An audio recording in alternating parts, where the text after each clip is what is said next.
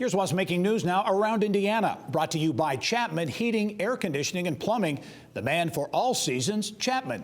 ChapmanHeating.com.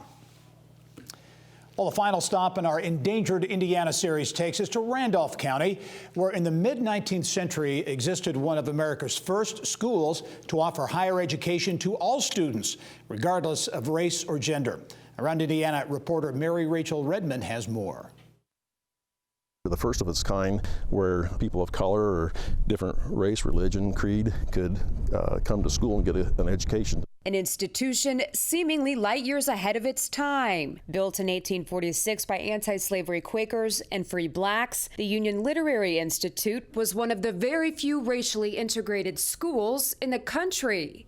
People like Levi Coffin and some of the other people around the area that's known for the Underground Railroad, they got together and started something for higher education. It was a manual labor school. The students were learning algebra, philosophy, grammar. College courses. You had to work your time out on the farm. And by as early as the 1850s, the Institute had garnered national attention, even earning high praise from prominent activist and author Frederick Douglass. And that speaks to how far people travel to attend the Institute. So people would come from Tennessee, North Carolina, and other areas of the South to attend the Institute. It was a high caliber. And over here you can see like the K. Faintly scrawled on the nearly 200-year-old wall, you can still see the school's mission statement. Work and win. A lesson that clearly resonated with the nearly 900 students that went through the Institute, several of which went on to achieve great success. Hiram Revels, the first African-American senator in the United States. And then Amanda Way, she went on to become one of the founding members of the women's suffrage movement in Indiana. It's an example of the female integration of the school as well. It's amazing to me that you see different books published throughout the United States that talks about the facility. Back in its day, it was a pretty important place. Today, all that remains of this proud institution is this partially collapsed brick building you see behind me in the middle of a field in Randolph County. But the Union Literary Preservation Society is hoping they can save it. The march for the stairway that went up the side. The front door was there. It's kind of tough to see. Did you see it at the very peak?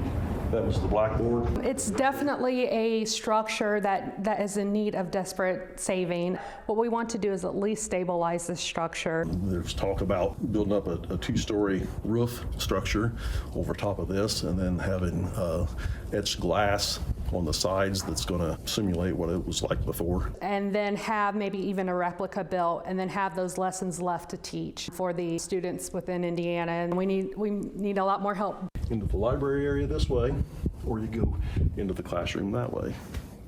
Mary-Rachel Redman, Inside Indiana Business.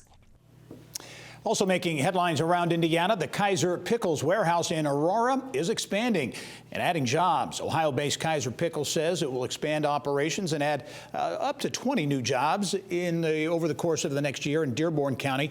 The company plans to invest nearly $2.2 million to build a 17,000 square foot refrigerated warehouse in Aurora. Kaiser began with one production line there in 2017, has since expanded to 4 lines and a second shift to meet demand. In Northwest Indiana, Westville marking the beginning of what it calls a significant redevelopment project, the Hero Pet Animal Hospital, which will initially create about a dozen jobs in the LaPorte County community, is the first to receive an economic revitalization area designation in the town's history. The new animal hospital expected to open in the spring. Batesville-based Hillrom Holdings has secured a major contract from the U.S. Department of Defense. The $48 million contract calls for medical equipment and accessories for the Defense Logistics Agency. Hillrom, one of 135 bids submitted for the 5-year contract. All work will be done in Batesville for the Army, Navy, Air Force, and Marines. Hoosiers now have another digital tool to help them advance their careers. The governor's workforce cabinet has launched online resource Your Next Step, IN.org. The website is a central resource hub that allows users to connect with tools to take their next steps to education and training or a new job. The digital resource is part of the broader Your Next Step campaign, which is part of Indiana's efforts to reach its goal of having at least 60% of Hoosiers with quality education or training beyond high school by 2025.